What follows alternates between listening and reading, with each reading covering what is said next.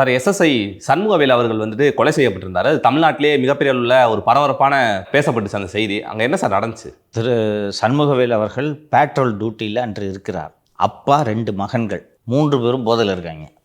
தோட்ட வேலை செய்கிறது. அவங்க ஒரு அதிமுக எம்எல்ஏவோட தோட்டத்தில் வேலை செய்கிறார். மகேந்திரன் என்று நினைக்கிறேன் அவர் பெயர். அவர் தோட்டத்தில் வேலை செஞ்சுட்டு இருக்காங்க. குஷ்டு ஏதோ சண்டை மாற்றி மாற்றி வெட்டிக்கிறாங்க. பக்கத்தில் இருக்கவங்க யாரோ பார்த்துட்டு அவசர போலீஸுக்கு 100க்கு அழைப்பு விடுக்கிறார்கள்.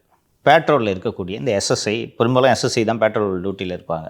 போய் ஸ்பாட்டுக்கு போய் என்னன்றதை பார்ப்பதற்காக செல்கிறார்கள். போய் பார்த்த உடனே நாங்கள் எங்கள் குடும்பத்தில் வெட்டிப்போம் குத்திப்போம், நீனா குறுக்க வரேன்னு சொல்லிட்டு இதில் ஒருத்தன் பையன் எஸ்ஐ எடுத்து வெட்டுறான். அதானே நம்ம சண்டையில் இவன் என்ன போலீஸ் சம்மந்தெல்லாம் வரான்ட்டு 3 பேரும் சேர்ந்து வெட்டுறாங்க. எஸ்ஐ செத்துட்டார். இதெல்லாம் ரொம்ப ஒரு மிகவும் வருத்தத்திற்குரிய ஒரு விஷயம். போதை மனுஷன் என்னென்னலாம் பண்ணுதுன்றது பார்க்கலாம். இன்று காலை அதில் இளைய மகனா மூத்த மகனான்னு தெரியல, மணிகண்டன் என்பவரை அந்த கொலைக்கு பயன்படுத்திய ஆயுதத்தை எங்கே வைத்திருக்கிறார் என்று கண்டுபிடிப்பதற்காக காவல்துறையினர் அழைத்து செல்லும்போது அவர் அதே அரிவாளை, ஏற்கனவே எஸ்ஐயை வெட்டின அரிவாளையே எடுத்து இன்னொரு எஸ்ஐயை வெட்டுறதுக்கு ட்ரை பண்ணியிருக்காரு. அப்போது தற்காப்புக்காக அவர்கள் சுட்டதில் மணிகண்டன் அந்த இடத்திலேயே 2 முறை சுட்டார்களாம். 1 குண்டு பாய்ந்து இறந்து விட்டார். இது சரியா பார்த்து? தவறு சார். ஏன் தவறு? கொலை நடந்தப்பயே அந்த அருவாளை எல்லாத்தையும் கைப்பற்றிருக்கணும். அது ரைட்டு, இது போலி என்கவுண்டர் தான். இருந்தாலும் இது எப்படி தப்புன்னு சொல்ல முடியும்? போலீஸே வெட்டிட்டேன்னா அப்புறம் நாளைக்கு யாருக்காவது சொசைட்டியில் பயம் இருக்குமா? சார், சட்டப்படி தானே சார் இங்கே எல்லாமே செயல்படணும். இருக்கட்டும்பா. இப்போ போலீஸ்காரங்களாம் கோபமாக இருப்பாங்கல்ல. யூனிஃபார்மில் இருக்க ஒருத்தனை வெட்டிட்டான். பட் போலீஸோட அத்தாரிட்டியை அது சேலஞ்ச் பண்ணுது இல்லை சார்? சேலஞ்ச் பண்ணுது, ஆமாம். ஸோ அப்படி இருக்கும்போது சுட்டாதான் போலீஸ் மேலே இருக்க பயத்தை அவங்க நீடிச்சு வைக்க முடியும். இதுபோல் பாலியல் குற்றவாளிகள் சிலரை சுட்டிருக்கிறார்கள். ரவுடிகள் பலரை என்கவுண்டர் செய்திருக்கிறார்கள். குற்றங்கள் குறைந்து விட்டதா? அந்த லாஜிக்கெல்லாம் தாண்டி நிதிஷ் கேட்டது தான் கரெக்ட். இது சட்டபூர்வமானதா? குடிச்சிட்டு வெட்டுற அவனுக்கும் உங்களுக்கும் என்ன வித்தியாசம்? இதை அனுமதிச்சா அருண் மாதிரி கூலிக்காக கொலை பண்ணுறதுல போய் இது முடியும். ஒரு நாளும் இதை ஏற்றுக்கொள்ளக்கூடாது. இந்த மணிகண்டன் தானே இந்த பேர். அந்த மணிகண்டனை காவல்துறை கொலை செய்திருக்கிறது. அதுக்குள்ளே இருக்க லாஜிக்கெலாம் எனக்கு விலக்கி பேசி அலுப்பாக இருக்கிறது. இதை எடுத்து வெட்டினார், தற்காப்புக்காக பிடிச்சோன்னா அக்யூஸ்டை பிடிச்சிட்டிங்க. பல முறை நான் சொல்லியிருக்கேன். பட் காவல்துறை அதிகாரி அவருடைய வேலையை பார்க்குறதுக்காக தான் போயிருக்காரு. ஏம்மா அது தப்புமா, தண்டனை வாங்கி கொடுங்கம்மா. அவங்க ஒய்ஃப் ஹேங்கிங் வாங்கி கொடுங்கம்மா. அவங்க ஒய்ஃப் பார்த்தீங்கன்னா உடம்பு உயிரோட குயாவது விட்டுருக்கலாம்ல அப்படின்னு தான் அழுகுறாங்க. ஐயோ, இப்போ அவனுக்கும் உங்களுக்கும் என்ன வித்தியாசன்றதை தான் நான் சொல்லிட்டு இருக்கேன் உங்ககிட்ட. அவன் குடிச்சிட்டு மது போதையில் ஒரு அதிகாரின்றது கூட புரியாமல் மிருகத்தனமாக நடந்து கொள்கிறான் என்றால் நீங்களும் அதே மிருகத்தை போல சொல்கிறீர்களே. இப்போ கொலையாளிக்கு இவங்களுக்கு என்ன டிஃபரன்ஸ்? என்ன வித்தியாசம் சார்? நம்ம சட்டங்கள் படி பார்த்தீங்கன்னா ஜாமீன் வாங்கிட்டு எளிமையாக அவன் வந்துட முடியும்ல வெளியே. சீக்கிரமாக தண்டனை வாங்கி கொடுங்க. 90 நாட்களில் குற்றப்பத்திரிகை தாக்கல் செய்ய வேண்டும். 90 நாட்களில் இந்த வழக்கில் குற்றப்பத்திரிகை தாக்கல் செய்கிறது ஒன்றும் பெரிய கஷ்டம் இல்லை. 90 நாட்களில் குற்றப்பத்திரிகை தாக்கல் செய்து தண்டனை பெற்று தாருங்கள். அப்போ ஏன் இந்த மாதிரியான ஒரு நடவடிக்கையே போலீஸ் மேற்கொள்ளுதுன்னு நீங்கள் நினைக்கிறீங்க? எங்களால் சுட முடியும், உங்களால் என்ன பண்ண முடியும்? இது வரைக்கும் 25 என்கவுண்டர் பண்ணியிருக்கோம். என்ன பண்ணிட்டீங்க? எந்த வழக்கு நீதிமன்றத்தின் உத்தரவால் சிபிஐ விசாரணைக்கு சென்று இருக்குது. சிபிஐ விசாரணைக்கு ஒரு என்கவுண்டர் கேஸு போயிருந்துச்சுன்னா எழுதி வச்சுங்க, ஐபிஎஸ் ஆஃபீஸர் ஜெயிலுக்கு போவாங்க. இதுவரை நீதிமன்றத்துலையும் போய் சொல்லிவிடுவாங்க, சார் இது ரவுடி சார். ஒரு விஷயம் புரிஞ்சுக்குங்க, இந்தியாவில் நடப்பது சட்டத்தின் ஆட்சி. சட்டம் தண்டனை வழங்கும் அதிகாரத்தை நீதிமன்றங்களுக்கு மட்டும்தான் கொடுத்துருக்குது. அதை புரிஞ்சுக்குங்க. மைண்ட்லேருந்து அந்த தாட்டையே எடுக்கணும். இது இந்த சினிமாவில் தொடங்கி வைப்பதன் காரணமாக இது பொது புத்தியாக மாறிக்கொண்டு இருக்கிறது. நீங்கள் இன்றைக்கி ஆமாம் சார் இருந்தாலும் போலீஸை வெட்டினா அதுக்கு பதிலுக்கு எப்படி சார் சும்மா இருக்க முடியுன்றது நீங்கள் இன்றைக்கி நியாயப்படுத்த தொடங்குனீங்கன்னா என்ன சுடுவாங்க? வாராகியை சுடுவாங்க, எதிர்த்து பேசுகிற எல்லாரையும் சுடுவாங்க. இதை நம்ம அனுமதிக்கவே கூடாது. நீங்களே முன்னாடி ஒரு வாட்டி சொல்லியிருந்தீங்களே, கூப்பிட்டு உங்களவே என்கவுண்டர் பண்ணுறதா இருந்துச்சு அப்படி சொல்லிட்டு. நடுவில் அது போன்ற டாக்ஸ் இருந்துச்சு. ஒரிஜினலாக நான் ஃபஸ்ட்டு அரெஸ்ட் பண்ணிவிட்டு கொண்டு போய் ஒரு இடத்துல 3/4 மணி நேரம் உட்கார வச்சுட்டாங்க. தேனிலேருந்து அரெஸ்ட் பண்ணிட்டு வண்டியில் ஏற்றிட்டு கூட்டு போய், சரி அரெஸ்ட் பண்ணிட்டாங்கன்னு நினைக்கிறேன், கூட்டு போய் ஒரு இடத்துல சும்மா உட்கார வச்சுருக்காங்க. அப்போ தான் என்ன சார் சுட போகிறீங்களா அப்படின்னு கேட்டேன். ஆமாம் சுட போகிறேன். சுட்டா என்ன பண்ணுவேன் அப்படின்னா, இல்லை சார் நான் சாவை கண்டு பயப்படலன்றது நான் செத்த பிறகு சொல்லுங்கள் சார் அப்படின்னு. இவ்வளோ வீடு இருக்குது, வீட்டுக்கு நடுவில் சுடுவாங்க அப்படின்னாங்க சார். வெப்பன் பின்னாடி வரும், அதுக்கப்புறம் ஜீப் எடுத்துன்னு போய் வேறு பக்கம் போய் சுடுவீங்க. யாருக்கு வேண்டுமானாலும் நடக்கும், ரொம்ப எளிது. ஆம்ஸ்ட்ராங் கேஸில் பார்க்கல? திருவேங்கடத்துக்கு முக்கியமான உண்மைகள் தெரியுமா? எனக்கு அந்த சிறையில் அந்த ஆம்ஸ்ட்ராங் வழக்கில் இருந்த அந்த கைதிகளை பார்க்கும்போது அவர்கள் சொன்னாங்க, திருவேங்கடத்துக்கு முக்கியமான உண்மைகள் தெரியும். இப்போ வெளில வருமா? சார் எனக்கு இன்னொரு சந்தேகம் சார். இப்படி கூட்டு போனே வெட்ட முயற்சித்தார் அப்படின்னு சொல்கிறாங்க. அதேமாதிரி அந்த காவலர்கள் கட்டு போடுறாங்களா, அது எப்படி சார்? அவங்களா போடுவாங்களா இல்லை எப்படி சார்? சும்மாவா? இதெல்லாம் ஒரு செட்டப்பு தான். போய் அடிச்சு கை காலெல்லாம் உடச்சி கை ஃப்ராக்சர் காலு ஃப்ராக்சர்னு போய் வர்றாங்க. ஒரு நீதித்துறை நடுவர் முன்னாடி அவனை 2 பேர் தூக்கின்னு போய் கைத்தாங்களாம் ப்ரொடியூஸ் பண்ணுறாங்க. மேஜிஸ்ட்ரேட் கேட்குறாரு, என்னப்பா ஆச்சுன்ட்டு. ஐயா பாத்ரூமில் வழுகி விட்டாங்கன்னு சொல்கிறாங்க. இது மாதிரி 1000 பேரை ரிமாண்டு பண்ணல. மருத்துவர்கள் காவல் எந்த விதமான கைதி தான் கஸ்டடியில் துன்புறுத்தப்பட்டேன் என்று எந்த புகாரையும் தெரிவிக்கவில்லைன்னு கை உடஞ்சவன் கால் உடஞ்சவனுக்கெல்லாம் மருத்துவர்கள் சான்றிதழ் தரவில்லை. பென்னிக்ஸ் ஜெயராஜ் அடிச்சு ரத்தம் சொட்ட கொண்டு போய் ரிமாண்டு பண்ணுறாங்க. காயங்கள் இல்லைன்னு மருத்துவர் எழுதலை. இது மாதிரி தமிழ்நாட்டில் 25 என்கவுண்டர் நடந்துச்சு. 25 என்கவுண்டரில் நீ பார்த்தான்னா தாக்க முயற்சித்த போது எஸ்ஐக்கு லேசான காயம் ஏற்பட்டது. இப்போ பேண்டேஜ் கட்டு ஒரு எஸ்ஐ ஒருத்தர் பட்டு பேட்டி கொடுத்துட்ருக்காருல, 1 வாரம் கழிச்சு போய் இந்த கட்டை அவுத்து போகிறேன், ஒன்றுமே இருக்காது. யார் போய் இதை பார்க்க போகிறது? நீதிமன்றம் அதை சோதிச்சு அவங்களுக்கு பார்க்கணும் சார். அதுக்கு விசாரணைக்கு உத்தரவிடணும்ல. யார் விசாரணைக்கு உத்தரவிட்டது? சரி, இப்போ இது நடந்துருச்சு இல்லை, இதுக்கு ஒரு மெஜிஸ்ட்ரியல் என்கொயரி போடுவாங்க. சரியா? நீதித்துறை நடுவர் விசாரணை. அந்த நீதித்துறை நடுவரும் ஓகே எல்லாம் நடந்துச்சு அப்படின்னு பென்னிக்ஸ் ஜெயராஜ் கேஸில் நீதித்துறை நடுவர் ஒன்றும் இல்லைன்னு என்று தானே எழுதினார். அதுக்கு சிபிக்கு போன பிறகு தானே இது விஷயம் வெளியே வந்தது. இதுவும் இப்போ இந்த மணிகண்டனை சுட்டு கொண்டாங்கல்ல, இந்த வழக்கை யார் விசாரிப்பா? இதுக்கு ஒரு எஃப்ஐஆர் போடணும்ல, மணிகண்டன் செத்ததுக்கு ஒரு எஃப்ஐஆர் போடணும்ல, அந்த வழக்கை யார் விசாரிப்பா? இவங்கள தான் விசாரிப்பா. அப்புறம் இந்த ஏட்டையாக பதிலாக அந்த ஏட்டையாக விசாரிப்பார். அஜித் குமார் கேஸை எடுத்துக்குவோம்ப்பா, சிபிஐக்கு போலப்பா, இவங்களே விசாரிக்கிறாங்கப்பா, சிபிசிஐடி விசாரிக்குதுன்னு வச்சுக்கப்பா. எப்படி மெட்டிகுலஸாக அஜித் குமார் கேஸை இன்வெஸ்டிகேட் பண்ணிட்டு இருக்காங்க பார்க்குறியா? சிபிசிஐடி போய் அந்த சம்பவம் நடந்த இடத்துல இருந்த எல்லாத்தையும் கோணில் அழுத்து போனாங்க பார்த்தியா? ஒவ்வொரு பீஸ் ஆஃப் எவிடன்ஸையும் எடுத்து கவரில் போட்டு சீல் பண்ணி லேபுக்கு அனுப்பணும் தம்பி. அதான் இன்வெஸ்டிகேஷனு. அது மட்டும் இல்லை சார், சிசிடிவி கேமராஸ் அது எங்கே வச்சிருக்கீங்கன்னு கேட்டதுக்கு அது அவங்கள்கிட்ட க்ளூலெஸ்ஸாக இருந்தாங்க. ஆதாரத்தில் நீங்கள் அதை போடணும்ல, மகசரில் ஏன் எழுதலைன்னு கேட்டாங்க ஜட்ஜஸ். சீசர் எங்க? அவங்க ஜஸ்டிஸ் மரியா கிளேட்டுன்னு நினைக்கிறேன். சீசர் எங்க? Who ceased? இவங்க இன்வெஸ்டிகேஷன் லட்சணம் தெரியுதா? இது ரொம்ப தப்பு. அப்போ நீ இப்போ சொன்னீங்க எனக்கு கூட தான் சார் பல பேரை கொலை பண்ணணும்னு கோவம் இருக்குன்னு. அப்போ போலீஸ் டிபார்ட்மெண்ட்டில் இருக்க ஒருத்தனை விட்டுனா நீங்கள் சுடுவீங்க. ஒன்றும் எவனாவது அடிச்சானே நீ போய் கொலை பண்ணாது சரியா? தவறு தானே? சட்டத்தின் ஆட்சியாது. தண்டனை கொடுப்பதற்கு நீதிமன்றங்களுக்கு மட்டும்தான் அதிகாரம் இருக்கிறது. அதுதான் சட்டத்தின் ஆட்சி.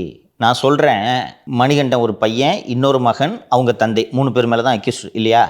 நான் சொல்கிறேன், உண்மையிலேயே வெட்டுனது அவங்க அப்பா, மணிகண்டன் வெட்டவே இல்லை. இதுக்கு சாத்தியம் இருக்கா இல்லையா?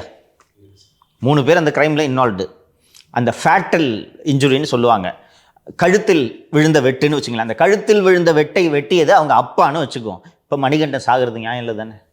இன்னொன்று, அந்த அப்பாவும் இன்னொரு பையனும் சேர்ந்து வெட்டி மணிகண்டன் வேண்டாம் எஸ்ஐயை வெட்டாதீங்கன்னு கூட சொல்லியிருக்கலாம் அல்லவா? இல்லையா? இதெல்லாம் என்ன நடந்துச்சுன்றது நீதிமன்ற விசாரணையில் தானே முழுமையாக தெரிய வரும். இன்னொரு தியரி சொல்கிறேன் நான். இவங்க 3 பேருக்கு சம்மந்தம் இல்லாமல் வேற ஒருத்தர் இன்ஸ்பெக்டர் அந்த எஸ்ஐயை வெட்டிட்டு ஓடி இருக்கிறதுக்கு பாசிபிலிட்டி இருக்கா இல்லையா? அதெல்லாம் சொல்கிறது ஆர்குமெண்ட்டு. பாசிபிலிட்டி இருக்கா இல்லையா? இருக்குது சார். இவங்க 3 பேரும் போதையில் இருந்தாங்க, வேற ஒருத்தன் வெட்டிட்டு ஓடி இருக்கிறது பாசிபிலிட்டி இருக்கா? இப்போ இதில் எது உண்மைன்றதை கோர்ட்டு தானே முடிவு பண்ணும். கோர்ட்டு முடிவு பண்ணிவிட்டு ஓகே நல்லா கவனிங்க, நமது கிரிமினல் ஜூரிஸ்ப்ரூடன்ஸு பியாண்ட் ரீசனபிள் டவுட், சந்தேகத்திற்கு இடமற குற்றத்தை நிரூபித்த பிறகு நீதிமன்றம் ஆயுள் தண்டனையா தூக்கு தண்டனையா என்ன தண்டனை என்பதை கொடுக்கும். இந்த காவல்துறையோட வேலை இவர் தான் குற்றம் பண்ணாரா அப்படின்றத நிரூபிக்கிறது தானே தவிர தண்டனை கொடுக்கறது கிடையாது. எஸ், தண்டனை யார் கொடுக்கணும்? நீதிமன்றம் கொடுக்கும். எக்ஸாக்ட்லி. அப்போ நீயே கேஸை போடுவ, நீயே தண்டனை கொடுப்பேன்னா கோர்ட்டு எதுக்கு? அதனால் இதை ஒட்டுமொத்த சமூகமும் சரி, நீங்கள் இன்றைக்கி 1000 தான் தலைமை எஸ்ஐயை வெட்டிட்டான், அப்போ எப்படி டிபார்ட்மெண்ட் சும்மா இருக்கும்னு நாம் நியாயப்படுத்தக்கூடாது. அப்படின்னு பார்த்தா காவலர்களுக்கு நெருக்கடி இருக்குன்னா, நெருக்கடி இருக்க எல்லா காவலர்களுக்கும் இவங்க நீதியை வழங்கிடுறதில்ல. ஃபார் எக்ஸாம்பிள் டிஎஸ்பி சுந்தரேசன் இப்போது தம்பி கேட்டாப்புல இல்லை, அதாவது சார் ஏன் சார் இந்த மாதிரி கை கால் உடஞ்சி வராங்கன்னா அவங்க ஒத்துக்கிறாங்க, டாக்டர் ஏன் ஒத்துக்கிறாங்க அப்படின்னு சொல்லிட்டு. இப்போது அந்த வளையாபதி பிரபுன்றவங்களுக்கு போலீஸ் துன்புறுத்தியதால் உடல் நலத்துக்கு பிரச்சனைன்னு அவர் ரிப்போர்ட் கொடுத்ததுனால தான், உண்மையான ரிப்போர்ட் கொடுத்ததுனால தான் அவர் பாதிக்கப்பட்டார். நான் கூட உங்ககிட்ட அந்த கேள்வியை கேட்டேன், சார் அவர் ரிப்போர்ட் கொடுத்துட்டு போயிட்டாரு, வேற ஒரு இடத்துக்கு போயிட்டார், அவர் பாட்டுக்கு அவர் வேலையை பார்க்குறாரு, விட்டுற வேண்டியதானே, அந்த ரிப்போர்ட்டை மாற்றி எழுதி கொடுங்கன்னு தான் அவருக்கு அவ்வளோ சிக்கல். ஸோ சிஸ்டம் காவலர்களை காப்பாற்றுறதுக்கு எல்லா வகையிலையுமே எந்த எல்லைக்கும் செல்லும். எந்த எல்லைக்கும் செல்லும். இதில் இன்னைக்கு இந்த கேஸில் இதில் என்ன சிக்கல்னு கேட்டால் 3 பேர் அதில் இன்வால்வ்டு. அப்பா 2 பசங்க, ஒரு பையனை கொண்டுட்டாங்க. இதை சிபிஐ விசாரிக்கணும்னு யார் உயர்நீதிமன்றம் போவா? உயர்நீதிமன்றத்தால் மட்டும்தான் சிபிஐ விசாரணைக்கு உத்தரவிடும் அதிகாரம் இருக்கிறது. யார் போவா சொல்லு? அந்த ஃபேமிலியில் இருக்கவங்க தான் போகணும். அந்த ஃபேமிலியே எனக்கு அவங்க அப்பா தான் மெயின் சோர்ஸ், போய் வேலை பார்த்து காசு சம்பாதிச்சு அவங்ககிட்ட காசு இருக்காது, எப்படி போகும்? இல்லை, போக மாட்டாங்க. உறவினர்கள் யாராலையாவது போக முடியுமா? அப்படியே உறவினர்கள் போனாலும் சர்வீஸில் இருக்கிற ஒரு டிஎஸ்பியை என்ன பண்ணாங்க? உறவினர்களை விட்டுருவாங்களா? நான் தான் சொல்கிறேனே, அந்த வளையாபதி பிரபு 2 பேரோட குடும்பத்தினர் கிட்னியே பாதிச்சிச்சு. ஒருத்தனுக்கு 2 பேரோட குடும்பத்தினர் போலீஸ் எங்களை தாக்குதல் நடத்தலைன்னு வாக்குமூலம் கொடுத்துட்டாங்க. 20 லட்ச ரூபாய் வாங்கிட்டு, தெரியுமா? ஸோ இதே சமரசத்தை டிஎஸ்பி சுந்தரேசன் பண்ணியிருந்தாருன்னா இன்னைக்கு அவருக்கு சிக்கல் இல்லை. எந்த சிக்கலும் இல்லை. ராஜா மாதிரி மெட்ராஸில் இருக்கலாம். எதுக்கு மயிலாடுதுறை போனவர்? சார் இதை நான் இப்படி கேட்குறேன் சார், அவங்க வெட்டிக்கிட்டு இருக்காங்க, இது ஒரு சாதாரண சண்டை கிடையாது. போலீஸ் பார்த்தோன்னையுமே இது பெரிய சிக்கலாக இருக்குது, நம்ம கொஞ்சம் ஃபோர்ஸை கூப்பிடணும் ஹெல்ப்புக்கு அப்படின்லாம் அவருக்கு தோணலையா? எதிர்பார்த்துருக்க மாட்டாங்கம்மா. வேலைக்கு விட்டுலான்ட்டு டேய் போலீஸை பார்த்தோன்னே அந்த தைரியம் தானே. போலீஸ் பார்த்து டேய் நிறுத்துங்கடா, என்ன இது பண்ணுற, போய் சட்டை போட்டு வண்டியில் ஏறா, போதையில் இருக்கான், குடிச்சு விட்டு அப்படின்னு சொல்லிட்டு சொன்னவனா இப்படி திரும்பி வெட்டுவானதை எதிர்பார்க்கல. இந்த சிக்கல் தெரிஞ்சுன்னா ஃபோர்ஸோடு தான் போயிருப்பாங்க. இன்னொன்று பேட்ரோல் ஜீப்பில் ஒரு எஸ்ஐயும் கான்ஸ்டபிள் மட்டும் போயிருக்க மாட்டாங்க. பெரிய சிக்கல் ஒரு 10 பேர் அங்கே சண்டை போட்டுட்டு இருக்காங்கன்னா போகிற ஃபோர்ஸ் வேறு. தோட்டத்தில் அப்பா 2 பசங்க குஷ்டு சண்டை போட்டுட்டு இருக்காங்கன்ற தகவல் தான் வந்திருக்கும் இல்லையா? அப்போ என்ன போய் 2 லட்டு எடுத்து 2 மண்டை மேலே போட்டோன்னா வண்டியில் ஏற போகிறான். அதான் அருவாளாக வச்சுருக்காங்கலாம் எதுவும் சொல்லியிருக்க மாட்டேன், தெரிஞ்சிருக்காது. ஸோ அதனால் எந்த காரணத்தாலும் நாம் இந்த என்கவுண்டர்களை, போலி என்கவுண்டர்களை ஏற்றுக்கொள்ளவே கூடாது. நம்ம இதை இப்போ நீங்கள் இங்கே மாலதி சொன்னாங்க, என்னதான் ஒரு போலீஸ்னா ஒரு இது வேணும்ன்ட்டு. இதை நம்ம இப்போ நியாயப்படுத்துனதுனால தானே காது குத்துறவியை தூக்கிட்டு போய் அடிக்கிறதுக்கு ட்ரை பண்ணாங்க. ஒரு அதிகாரி முடியாது, உனக்கெல்லாம் நான் ஜெயிலுக்கு போக மாட்டேன், நான் அந்த கொலையெல்லாம் பண்ண மாட்டேன் என்று மறுத்த காரணத்தால் மெத்து கையில் கொடுத்து காது குத்துறவி இன்னைக்கு ஜெயிலில் உயிரோடு இருக்காரு. இல்லைன்னா முத்து சரவண, சண்டே சதீஷ்லாம் முன்னாடியே அவங்க அப்பா என் பையனை கொலை பண்ண போகிறாங்கன்ற தகவல்லாம் வந்த பிறகு சுட்டாங்க. இன்றைக்கி வரைக்கும் என்ன நடந்துச்சு?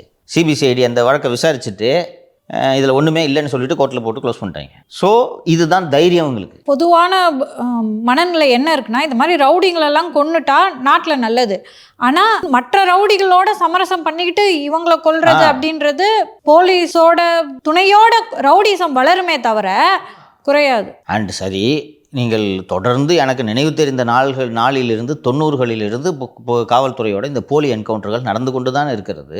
குற்றங்கள் நின்றுச்சா, குறைஞ்சிருச்சா? அது யோசிக்கணும்ல. மரண தண்டனையே ஒழிக்க வேண்டும் என்று உலகில் வாதிடுபவர்கள் சொல்வது மரண தண்டனைகளால் குற்றங்கள் ஒழியவில்லை. மரண தண்டனையே கூடாதுன்னு நமது நாட்டிலையும் இதற்கான ஆதரவான விவாதங்கள் இன்றும் நடைபெற்று என்ன சொல்லியிருக்கு, இன்றும் நடைபெற்று கொண்டிருக்கின்றன. உலகில் பல நாடுகள் மரண தண்டனையை ஒழித்து விட்டது. சட்டபூர்வமான மரண தண்டனையே தவறு என்று பேசக்கூடிய ஒரு நாட்டில் போலீஸ் மரண தண்டனையை வழங்குவதை ஏற்றுக்கொள்ள முடியுமா? ஒரு ஜனநாயக நாட்டில் அருண் போன்ற அதிகாரிகளுக்கு இந்த பவர் கிடைச்சிச்சுன்னா என்ன ஆகும்? எல்லாரும் துப்பாக்கி வச்சு தானே மிரட்டிட்டு இருக்காங்க. என்னையே கஸ்டடி துப்பாக்கி வச்சுக்கு தானே காமிச்சாரு வருண். ஆனால் மக்கள் அதற்கு ஆதரவு தெரிவிக்கிறாங்களே, இந்த ரவுடி தானே வரலாம் அப்படி தான் போடணும் அப்படின்னு சொல்லிட்டு மக்கள் ஆதரவு தெரிவிக்கிறாங்களே சார். மக்கள் அப்படித்தான் ஆதரவு தெரிவிப்பார்கள். அது சட்டபூர்வமாக இருக்கிறதா இல்லையா, சட்டத்தின்படி தான் எதுவாக இருந்தாலும் செய்ய வேண்டும் என்பதைத்தான் நாம் நமது நிகழ்ச்சியின் மூலமாக வலியுறுத்தி கொண்டிருக்கிறோம். ஆந்திராவில் ஒரு கொடூரமான பாலியல் வன்புணர்வு சம்பவம் நடைபெற்றது. ஒரு டாக்டர்னு நினைக்கிறேன், டாக்டர் நர்ஸுன்னு தெரியல, பாலியல் வன்புணர்வுக்கு பிறகு எரித்து கொல்லப்படுகிறார். கிட்டத்தட்ட சொல்லிட்டு என்கவுண்டர் பண்ணாங்க ஆந்திரா போலீஸ். எப்படின்னா, நாங்கள் இந்த மாதிரி பிடிக்க போகிறோன்னு கிட்டத்தட்ட டிவியிலலாம் அனௌன்ஸ் பண்ணிவிட்டு எல்லாருக்கும் தெரியுது ஃபேக் என்கவுண்டர்னு. இதே மாதிரி சம்பவ இடத்தை காட்ட போகிறோன்னு சொல்லிட்டு 3 பேர் 4 பேர் போய் சுட்டு கொள்கிறாங்க. சுட்டு கொண்டுட்டு அந்த ப்ரெஸ் மீட்டுக்கு அந்த இடத்துக்கு வர்றாங்க. அந்த இடத்துக்கு மேலே ஒரு மேம்பாலம் செல்கிறது. அந்த மேம்பாலத்தின் மேலிருந்து மக்கள் பூக்களை கொட்டினார். அந்த ப்ரெஸ் மீட்டில் பேசின அதிகாரிலாம் ரொம்ப பெருமையாக இப்படி அப்படின்ட்டு நாங்கள் இப்படி சுட்டோம் அப்படி சுட்டோன்ட்டுலாம் எல்லாம் பேசிட்டு இருந்தார். சுப்ரீம் கோர்ட் என்கொயரி ஆர்டர் பண்ணி ஜெயிலுக்கு போயிட்டாங்கலாம். அதாவது இப்போ நீங்கள் சொல்கிறது போல் மக்கள்கிட்ட ஆதரவு இருக்குது அப்படின்றதுக்காக ஊரில் ஒருத்தன் திருடுறான், சரியா? திருடிட்டு ஊருக்கு நடுவில் மாட்டிக்கிறான். கிராமத்தில் திருடிட்டு மாட்டிக்கிட்டான்னா கட்டி வச்சு அடிப்பாங்க, பார்த்துறியா? அதில் செத்தே போயிடுவான் சில பேர். அது ஏற்றுக்கிறியா நீ? அதுதான் மாப் ஜஸ்டிஸ். ஒரு நாட்டில் சட்டத்தின் ஆட்சி நடக்க வேண்டுமா, கும்பலின் ஆட்சி நடக்க வேண்டுமான்றது தான் இதில் கேள்வி. நீங்கள் சொல்கிறது மக்களோட ஆதரவு இருக்குதுன்னு கேட்டால் அது கும்பலின் ஆட்சி. It's a mop rule. நாம் சட்டத்தின் ஆட்சியின் கீழ் இருக்கிறோம், அதுதான் சரி. சார், இந்த என்கவுண்டர்கள்லாம் சரியாக தான் நடக்குதா இல்லை உண்மையானதானா அப்படின்றத ஒரு பார்க்குறதுக்கு, கண்காணிக்கிறதுக்கு ஒரு குழு எதுவும் இல்லையா சார்? போலீஸ் கம்ப்ளைண்ட்ஸ் அத்தாரிட்டி என்று ஒரு ஆணையம் இருக்கிறது. தமிழக உள்துறை செயலாளர் தான் அதற்கு பொறுப்பானவர். இந்த ஆட்சியில் போலீஸ் துறையை சீரழிஞ்சு அழுகி போய் கிடக்குது. இதை பண்ணுவாங்கன்னு நினைக்கிறேன். நானும் எனது நண்பர் புகழேந்தியும் 2007 8ஆம் ஆண்டு முதல் போலி என்கவுண்டர்கள் சித்திரவதைகளுக்கு எதிராக இன்று வரை போராடி கொண்டிருக்கிறோம், இன்றும் போராடி கொண்டு தான் இருக்கு. இதை திருத்த வேண்டும் என்று எந்த ஆட்சியாளர்களுக்கும் விருப்பம் இல்லை. புரியாதவனை தூக்கி போட்டு மெதிக்கிறதுக்கு இந்த டிபார்ட்மெண்ட்டை பயன்படுத்துன்றதுக்காக எல்லா ஆட்சிகளும் காவல்துறை இப்படித்தான் வைத்திருக்கிறது. எடப்பாடி பழனிசாமி மாறுபட்டு இந்த தவறை செய்ய மாட்டார் என்று நான் நம்புகிறேன். சார்